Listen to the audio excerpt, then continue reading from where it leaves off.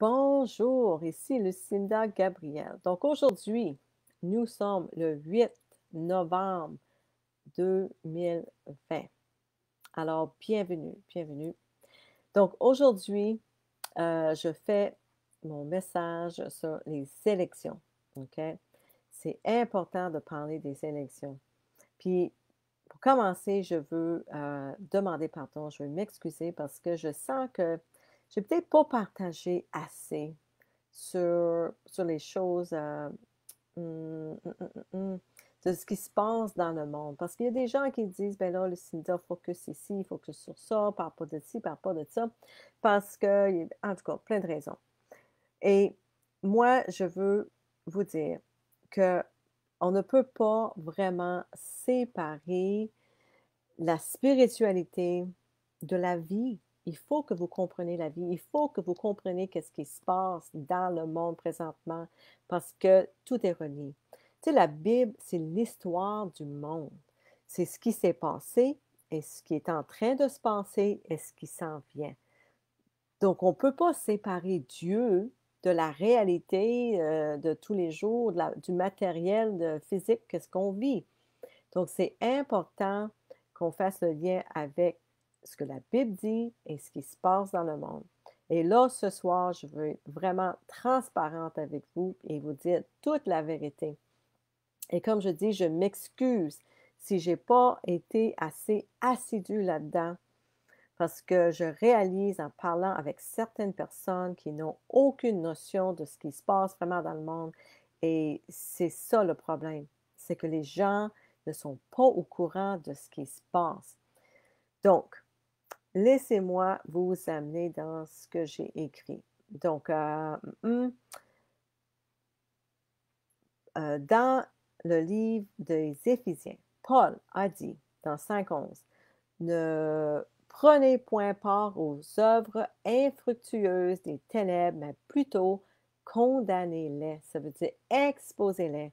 Donc, ça veut dire que, tu sais, embarquez-vous pas là-dedans, mais exposez-les. Puis je crois que j'ai pas assez exposé ce qui se passait dans le monde, le mal qui existe dans le monde. Puis ce soir, je veux vous parler de ça. Puis peut-être ma vidéo elle va être censurée, qui sait. Mais c'est important que je vous en parle pour au moins ceux qui écoutent, que vous sachiez au moins ça.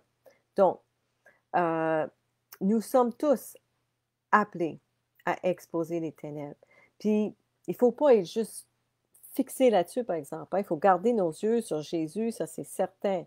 Mais en même temps, il faut avoir une vision périphérique de ce qui se passe dans le monde.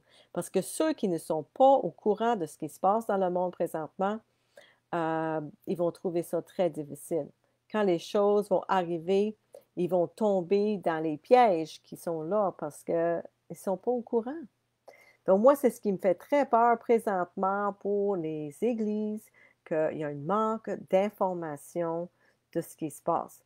Je veux juste dire bonsoir à Petite Fleur à la Rose, à Nicole Champoux, Raquel Vallée, Mathieu.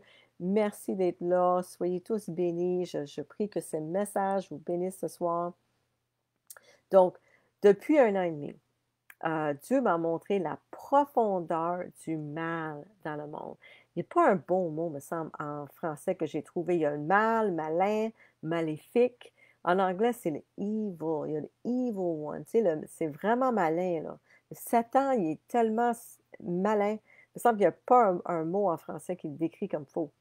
Et le Seigneur m'a montré tout ce mal dans le monde et il n'a pas seulement montré ça à moi, mais à beaucoup d'entre nous dans la dernière année.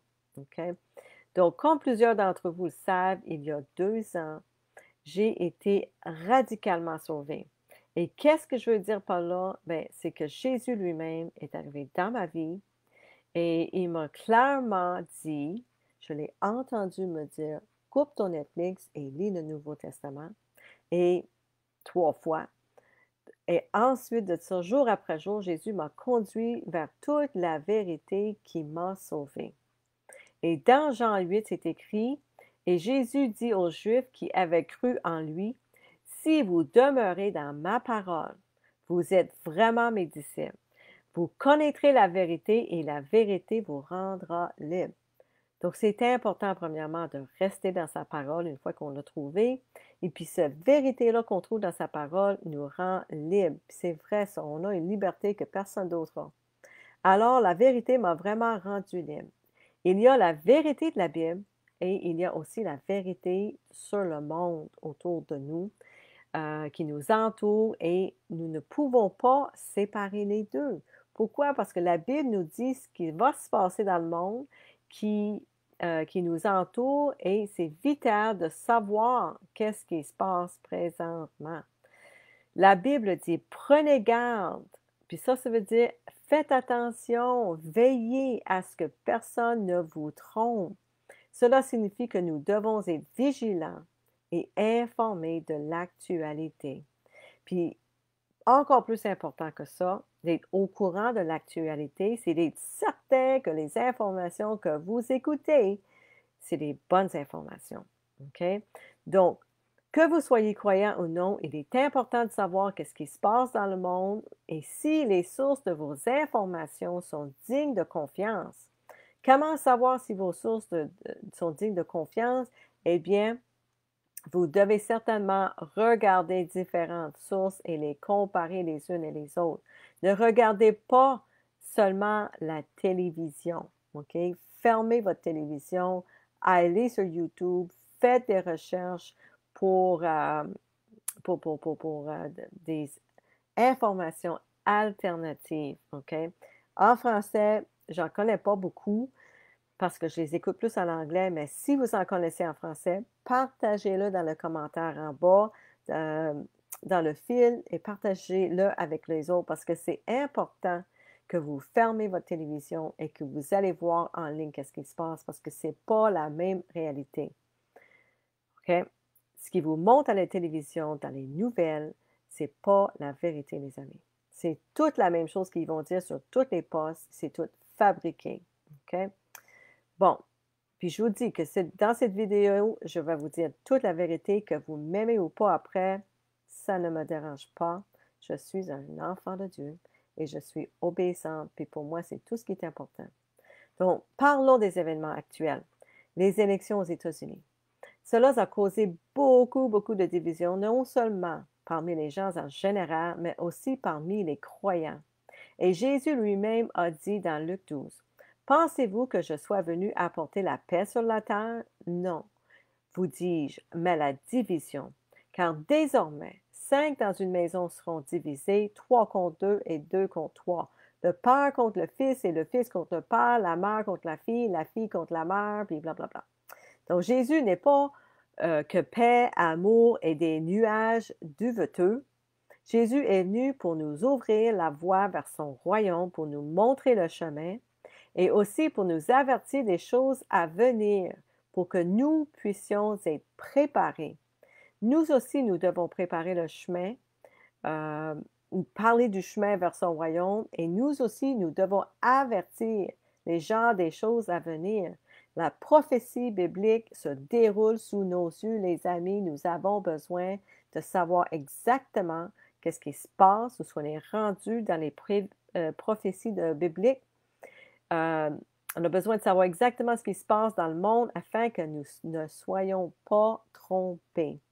Même Paul a dit dans 2 Thessaloniciens que personne ne vous séduise d'aucune manière. C'est important, là. Alors, parlons des élections encore aux États-Unis. Donc, moi, j'ai remarqué quelque chose. J'ai remarqué que beaucoup de gens qui soutiennent Biden détestent réellement Trump et certains détestent même ses partisans. Nous le voyons non seulement sur les réseaux sociaux, mais dans les rues aux États-Unis. Mais au contraire, la plupart des gens qui soutiennent le président Trump n'haïssent pas Biden. En fait, un grand nombre d'entre eux sont incapables de haine. Savez-vous pourquoi? Parce qu'ils sont des croyants en Jésus-Christ. Et le haine n'est pas de l'esprit du Christ. Hein? Donc, laissez-moi vous dire quelque chose. Laissez-moi vous dire pourquoi les croyants, et je choisis délibérément de ne pas utiliser le mot chrétien. Parce que beaucoup de gens aujourd'hui se disent chrétiens, ne connaissent même pas le Christ. OK? C'est dur ce que je vous dis ce soir, mais c'est la vérité. Donc, les gens qui se disent chrétiens ne connaissent même pas le Christ et ceci, c'est dans toutes les dénominations. OK? Donc, nous, les croyants et les partisans, soutenons le président Trump et nous voulons vraiment le voir obtenir un second mandat. Puis savez-vous pourquoi? Savez-vous c'est quoi la principale raison pour laquelle nous voulons que Trump soit au pouvoir? C'est pour vous, les amis. C'est pour vous. Mes frères et mes sœurs, mes amis et tout le monde qui écoute, c'est pour vous qu'on veut qu'il soit là. Puis je vais vous expliquer pourquoi. Nous ne détestons pas Biden. Nous ne détestons pas ses partisans non plus. Nous voulons vraiment, vraiment vous sauver. OK? Il existe deux principaux types de partisans de Trump. Le premier, c'est les théoriciens du complot. Et le deuxième, les croyants en Jésus-Christ. Et la plupart des croyants en Christ non seulement croient aux théories du complot, mais savent que celles sont vraies parce que ce sont des prophéties bibliques qui se déroulent sous nos yeux et le diable ne veut pas que vous le sachiez. Donc, ceux qui suivent les théoriciens du complot et ceux qui croient là-dedans, ben, les, les vrais croyants de Jésus-Christ, les croyants de la Bible, nous autres, on vous croit. Parce qu'on sait ce que vous dites est vrai, parce que c'est écrit dans la Bible. Pas parce que, même pas ce qu'on voit dans le monde. On n'a même pas besoin de regarder. C'est tout écrit dans la Bible que c'est là. Donc, on vous croit. Et nous, attendez une petite minute. Alors, les théoriciens du complot veulent que le président Trump reste au pouvoir parce qu'ils veulent vous sauver des mondialistes et de leur sombre agenda pour asservir chaque personne sur Terre avec le gouvernement mondial unique, le leader mondial unique et la religion unique et leur marque de la bête. Tout ça est prophétisé dans la Bible. Et tout cela, c'est ce que les théoriciens du complot disent. Et nous, les croyants en Jésus-Christ, veulent sauver votre âme avant qu'il ne soit trop tard. Donc, on veut sauver autant les théoriciens du complot qui ne sont pas encore sauvés par Jésus-Christ et tout le monde. Tout le monde qui ne sont pas encore sauvés. Donc, Trump, il est un patriote et non pas un mondialiste. C'est ça la grosse chose qui est importante. Il est pour le peuple américain et ne veut pas qu'elle soit prise en charge par un gouvernement mondial qu'il n'a pas choisi et que vous ne choisirez pas non plus si vous êtes aux États-Unis. Puis la même chose est en train d'arriver ici au Canada. Il ne faut pas se leurrer. Là. Notre premier ministre est en train de faire la même chose. Un jour, dans pas si longtemps, ça va être un gouvernement mondial, une personne, un antichrist qui va gérer que nous, on n'aurait pas choisi. C'est lui qui va mener notre vie ici. Donald Trump est pro-vie, pro-liberté religieuse et pro-Israël. C'est les trois grosses raisons pourquoi il a besoin de retourner ou rester dans son poste. Toutes les choses qui sont importantes pour Dieu. OK?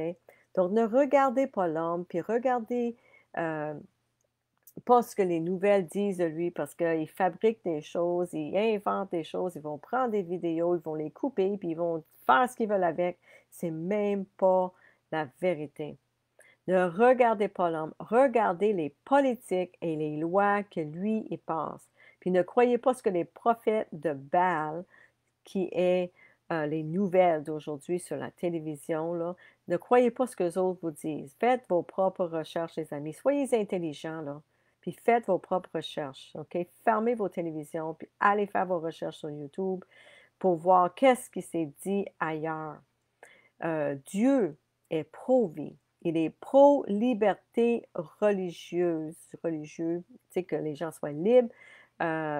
C'est pourquoi il nous a sauvés, justement, d'être esclaves dans le monde. Hein? Donc, les gens qui sont nés de nouveau, on n'est plus esclaves. Jésus nous a sauvés. Donc, il est pro-liberté, il est pro-vie. Il faut arrêter d'avorter les bébés, là, OK, à 9 mois, puis complètement, il faut arrêter ça. C'est une abomination pour Dieu, ça. Et Il est pro-Israël parce que Israël est le peuple élu de Dieu. Dans Genèse 12:3, c'est écrit, ça c'est Dieu qui parle, dit, je bénirai ceux qui te béniront. Il parle d'Israël. Et je maudirai ceux qui te maudiront. Et toutes les familles de la terre seront bénies en toi. Puis, voyez-vous, avez-vous remarqué que les États-Unis ont été très bénis ces dernières années avec Trump? Parce que Trump, il est pro-Israël. Puis, il a déplacé leur bureau à Jérusalem. Okay? Puis dans Psaume 122:6, c'est écrit, demandez la paix de Jérusalem, que ceux qui t'aiment jouissent du repos. C'est pas la même chose en anglais. Mais ce que ça veut dire vraiment, là, c'est que ceux qui aiment Jérusalem vont être bénis. C'est ça que ça veut dire. Donc, nous, les croyants, nous savons que la prophétie biblique se déroule sous nos yeux. Nous entrons dans le dernier des derniers jours de la fin des temps de notre monde tel que nous le connaissons. Puis peut-être qu'il reste encore une dizaine d'années. On ne sait pas exactement, là, parce que seulement Dieu le sait, mais nous savons quand même lire les temps et ce qui se passe. Puis il y a plein de choses bibliques qui doivent arriver, tomber en place, et toutes ces choses-là se mettent en place présentement sous nos yeux. Donc, on sait où est-ce qu'on est rendu approximativement. Donc, les temps sombres pour le monde sont à nos portes, ça c'est certain. Et le seul qui retient cette obscurité en ce moment, c'est Dieu et le président Trump. Que vous me croyez ou non, que vous l'aimiez ou non, c'est lui qui est là, qui retient ce mal-là qui veut prendre le monde. Dans 1 Corinthiens 1:27, c'est écrit, mais Dieu a choisi les choses folles du monde pour confondre les sages. Donc, les gens qui pensent qu'ils sont sages, qui pensent qu'ils ont tout compris, puis ont voté pour Biden ou qui aiment Biden, qui pensent qu'ils sont sages, là, Dieu a choisi les choses folles du monde pour confondre les sages. Il a choisi Trump vraiment euh, pour confondre les personnes qui se pensent sages. Et Dieu a choisi les choses faibles du monde pour confondre les fortes. C'est vraiment ça. Si Trump reste en fonction pendant les 4 prochaines années, cela signifie que Dieu nous aurait donné une période de 4 ans de grâce pour vous convaincre de vous repentir de vos péchés et de donner votre vie à Jésus-Christ avant son retour et avant qu'il ne soit trop tard. C'est vrai, la seule raison pour laquelle nous, les croyants, voulons que Trump soit au pouvoir, c'est pour sauver votre âme. C'est vraiment ça. Parce que tant qu'à nous, là, hein, on retournerait à la maison demain. Mais Dieu a sur son cœur, vous qui n'êtes pas encore sauvés. Et nous aussi, en tant que ses enfants, on est obéissants envers lui. On a une responsabilité de partager notre témoignage, de partager l'évangile du royaume de Dieu avec vous parce que Dieu vous aime tellement. Donc, nous savons que si Biden entre dans la Maison-Blanche, l'agenda mondialiste se déroulera beaucoup plus rapidement et avant que vous ne le sachiez, le socialisme prendra le dessus. Tout le monde sera esclave du système de la bête et ceux qui prennent la marque de la bête n'entreront pas au ciel. Allez lire Apocalypse 13 et 14. OK? Tout est là. Donc, tout ça est en train de se faire. Il y a des vidéos sur YouTube qui parlent de tout ça. Tout est prêt. Tout est prêt, les amis. Il y a juste Trump qui essaye de retarder ces choses-là. On sait que, qu'importe, ça va arriver un jour. Ce n'est pas une question de si, c'est une question de quand. Okay? La Bible nous dit qu'il y aurait des grandes tribulations dans les derniers jours. Le chapitre 24 de Matthieu nous avertit clairement de ce qui est à venir. Les temps ne seront pas faciles. Le système de la bête se met en place et peu importe à quel point nous aimerions l'arrêter, cela se produira parce que la Bible le dit. La Bible nous dit qu'il y aura un gouvernement mondial, une monnaie mondiale, une religion mondiale et un faux prophète, ainsi que l'Antichrist qui va régner pendant 3 ans et demi jusqu'au retour de Jésus-Christ. Donc, tout ça est prophétisé. Et en tant que croyants, la seule raison pour laquelle nous voulons ralentir ces événements, comme j'ai dit, c'est de vous sauver. Vous, notre famille, nos amis. Car honnêtement, nous n'avons pas peur de mourir. Nous savons exactement où ce que nous allons être. Parce que quand on meurt, on est avec Jésus. Et nous attendons cela avec impatience.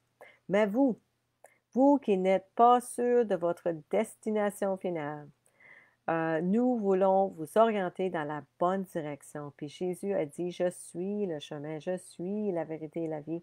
Personne ne va au Père que par Jésus-Christ. OK? Jésus a également dit que vous devez être nés de nouveau pour entrer dans le royaume de Dieu. L'horloge tourne, les amis. L'heure se raccourcit de jour en jour. Ne perdez plus une journée. Demain n'est pas garanti. Cherchez la vérité aujourd'hui, puis lisez le Nouveau Testament pour vous-même. Appelez Jésus. Écoutez-moi même pas. Moi, je vous dis, écoutez personne. Moi, j'écoute personne. Je lis la Bible, puis le Seigneur me parle, il me dit des choses, puis je l'écoute, puis j'ai peur d'écouter les gens parce que ils peuvent nous amener en erreur. Hein? Puis c'est écrit dans la Bible que nous avons seulement besoin du Saint-Esprit pour nous guider, qui peut nous enseigner. Faites bien attention à ce qui vous écoutez. Même moi, faites attention. Moi, je ne suis pas parfaite. Là. Je ne suis pas parfaite. Je fais de mon possible. Puis je vous dis ce que je comprends. Mais peut-être ma compréhension n'est pas parfaite. Je vous l'admets. Puis la seule façon que vous allez pouvoir être certain de l'information, c'est de le lire pour vous autres-mêmes. Alors, c'est pour ça que je vous encourage. Donc moi, je vous dis aujourd'hui, appelez le Seigneur. Dites, Seigneur Jésus, si tu es réel, montre-toi à moi maintenant, montre-toi à moi aujourd'hui, Seigneur. Je ne veux pas passer un autre jour dans l'obscurité si vous êtes la lumière. Je veux connaître la vérité et si vous êtes la vérité, montrez-moi d'une manière ou d'une autre, Seigneur Jésus-Christ, aujourd'hui. Demandez-lui, suppliez-lui, lâchez-le pas tant qu'il ne vous a pas répondu et croyez-moi qu'il va vous répondre. OK? Hier, je lisais le livre d'Ésaïe, chapitre 44. Et il y a une partie, quand je l'ai lu, mon cœur a sauté, a bondi de joie quand je l'ai lu. Et je vais vous le lire ici. Ainsi parle l'Éternel, ton Rédempteur, celui qui t'a formé dès ta naissance. Moi, l'Éternel, qui fais toutes choses, seul j'ai déployé les cieux, seul j'ai étendu la terre. J'anéantis les signes des prophètes de mensonges, et je proclame insensés les devins. Je fais reculer les sages, et je tourne leur science en folie. Je confirme la parole de mon serviteur, et j'accomplis ce que prédisent mes envoyés. Je dis de Jérusalem, elle sera habitée, et des villes de Juda, elles seront rebâties, et je relèverai les ruines. Je dis à l'abîme, dessèche-toi, je tarirai tes fleuves. Et je dis de Cyrus, il est mon berger, et il accomplira toute ma volonté. Il dira de Jérusalem qu'elle soit rebâtie, et du temple qu'il soit fondé. Et quand j'ai lu ça, le Seigneur m'a parlé dans mon cœur, et voici ce qu'il m'a dit. Il m'a dit, je confirmerai la parole de mon serviteur. Okay? Ça, c'est ce que je viens de lire là, dans le Ésaïe. Et je confirmerai la parole, puis dans ces serviteurs, ces messagers que moi j'ai écoutés, ont tous dit que Trump allait être élu. Puis ils n'ont pas dit qu'il serait élu tout de suite, là, dans le sens que ça allait être facile. Il y en a même un qui a dit en particulier euh, de patienter, puis il l'avait dit avant l'élection, tu sais, en voulant dire euh, garder la foi, respirer, garder la foi. C'est ce qu'il avait dit. Donc, je confirmerai la parole de mon serviteur et j'exécuterai le conseil de mes messagers. Ça veut dire les prophètes de Dieu à travers le monde ont prophétisé que Trump soit élu. Après ça, ça continue. Ça dit le profond sera sec. Le profond, puis c'est ça en anglais, mais en français, je dis à l'abîme, dessèche-toi. En anglais, que ça veut dire l'état profond sera séché. OK? C'est ça que Donald Trump est là pour faire présentement. C'est le gouvernement de l'État profond qui est en dessous du gouvernement, qui gère tout ça. il est en train de faire le ménage dans tout ça présentement. Et là, ça continue, ça dit Cyrus est mon berger.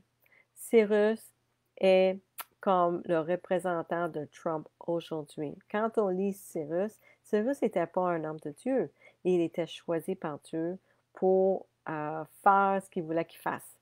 Et c'était pas un croyant dans Dieu.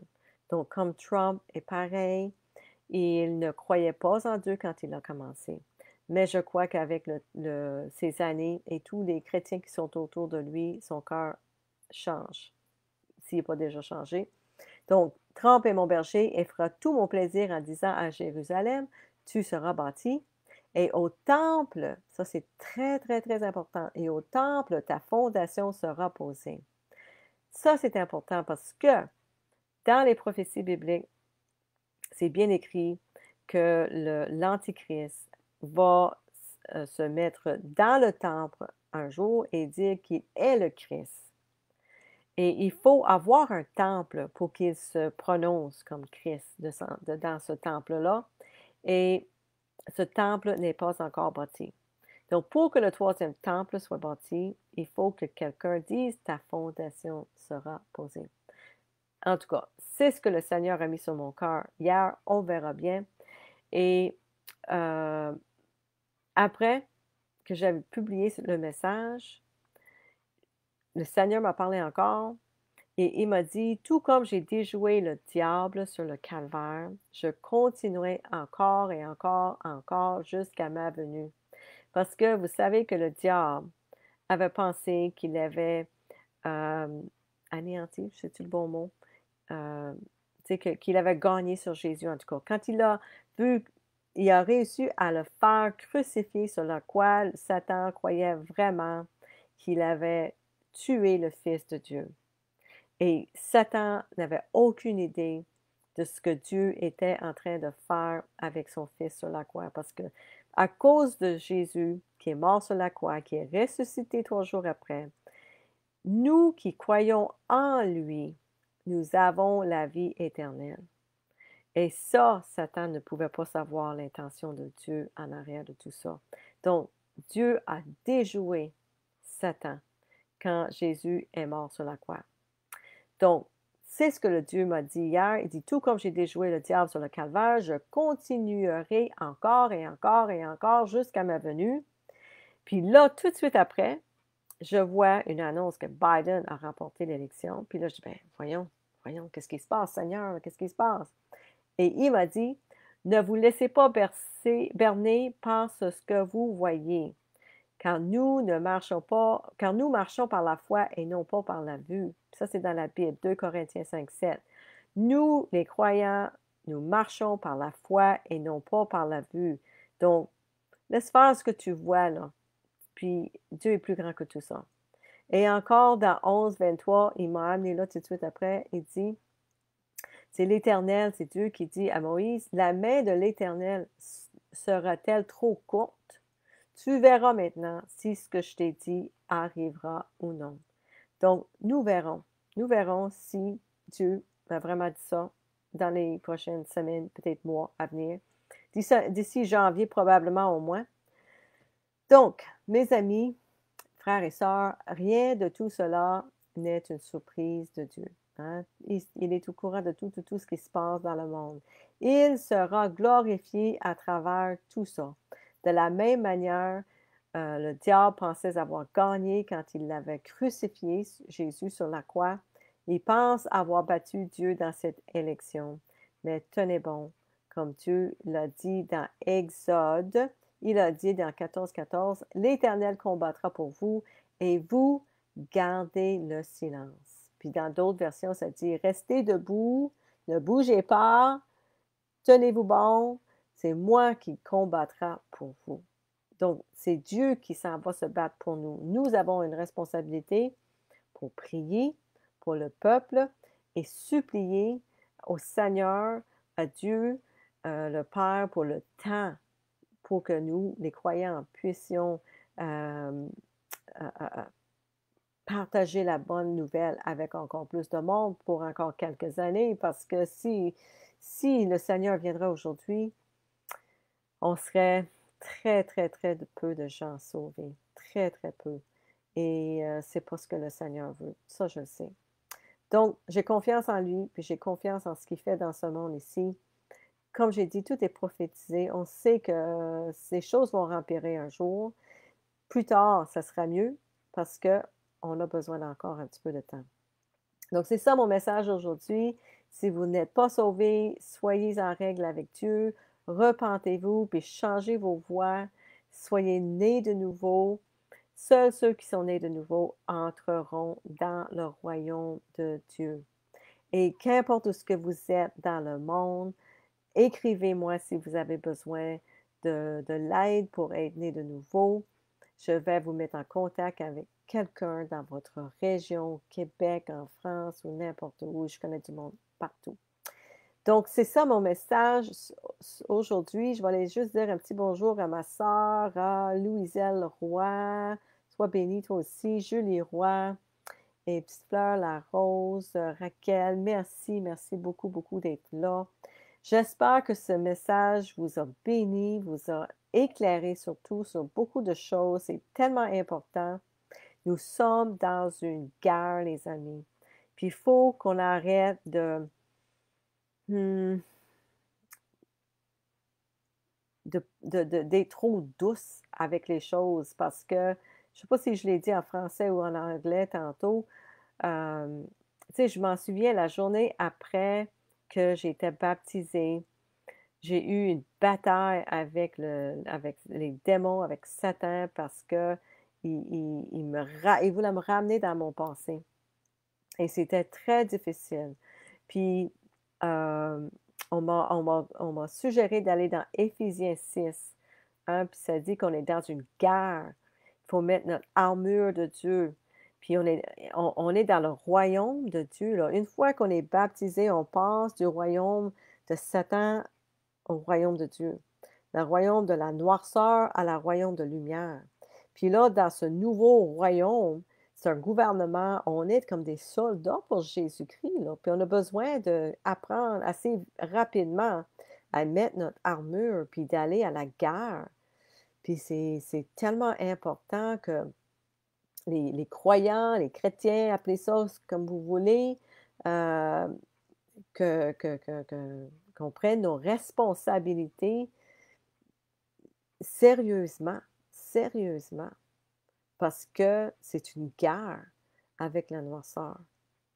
Donc, c'est ça. En tout cas, je sais qu'importe ce qui va arriver, les choses vont devenir tellement difficiles pour certaines personnes que je prie qui appelle Jésus. Je prie que le Seigneur nous mette sur le chemin de ces personnes-là qui vont avoir des temps difficiles parce qu'on voit déjà dans les villes que plusieurs personnes se suicident présentement parce qu'ils n'ont pas d'espoir. C'est tellement triste parce que l'espoir là, est en Jésus-Christ. Moi, mon cœur est rempli d'amour et de joie et de paix à tous les jours. Je chante la journée longue. J'ai une joie que personne ne pourrait m'enlever. Personne. Et c'est ça que je veux que vous ayez tous. Ça, c'est le Saint-Esprit. C'est la joie du Seigneur. C'est écrit dans la Bible. The joy of the Lord is my strength. La joie du Seigneur est ma force. Et ma force, puis je le sais. Parce que quand j'écoute la musique, puis je chante au Seigneur, j'ai une force en moi que personne ne peut bousculer. Personne ne peut m'enlever. Et ça, c'est la force du Seigneur qui est en moi. Puis c'est ce que je souhaite pour vous tous. Vous n'avez pas besoin de rien d'autre que lui. Il est assez. Jésus est assez pour recommencer votre vie. Tout ce qui est matériel autour de vous, ça va tout disparaître un jour. Tout va disparaître un jour. C'est pas important, les amis. Moins que vous ayez sur cette terre-là, que vous avez Jésus, qu'importe ce que vous avez autour de vous matériellement, plus que le Seigneur va vous récompenser de l'autre part. Parce qu'il dit, accumulez pas des choses ici sur la terre que vous pouvez ramasser de la poussière. Non, accumuler des trésors dans le ciel. Ça, c'est important, les amis. Donc, laissez faire les choses terrestres, les choses de ce monde. C'est pas important. Tout ce que vous avez besoin, c'est un toit sur votre tête, un morceau de linge sur votre dos, puis un morceau de pain dans votre bouche, puis la Bible, les amis. Vous n'avez pas besoin de rien d'autre. Donc, c'est ça. Je vous aime énormément. Je prie pour vous. Je prie pour vos familles. Nous prions pour vos familles. Et on prie que leurs yeux, leurs oreilles, leur cœur soient ouverts à la vérité du Seigneur, puis de sa bonté. Sa bonté, il a tellement fait pour nous. On ne pourrait jamais, jamais repayer tout ce qu'il a fait pour nous. Donc, je vous aime. Merci beaucoup. Bonne semaine. Puis, à la semaine prochaine. Soyez bénis.